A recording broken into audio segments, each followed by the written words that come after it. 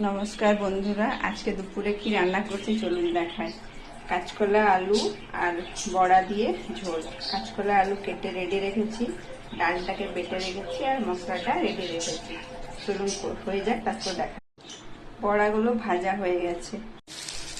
এরপর কাঁচকলাগুলোকে একটু নুন আর হলুদ দিয়ে ভেজে করে তুলে রাখতে হবে। কাঁচকলাগুলো ভাজা হয়ে গেছে। এরপর তেলের মধ্যে শুকনো লঙ্কা জিরে ফোড়ন দিয়ে আলুটাকে দিয়ে দেবো। আলুটা ভালো করে ভাজা হয়ে গেলে মশলাটাকে দেবো।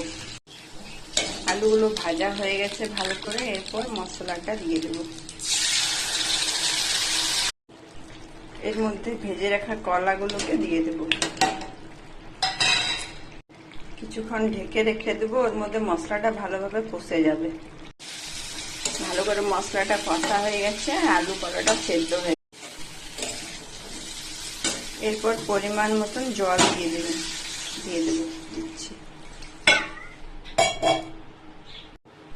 এরপর বড়াগুলো দিয়ে 5 মিনিট ফুটিয়ে বন্ধ করে দেব।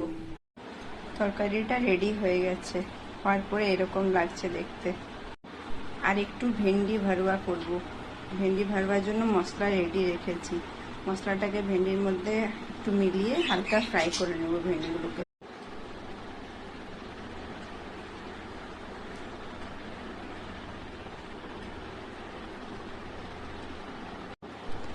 এইটা হচ্ছে আজকে লাঞ্চ।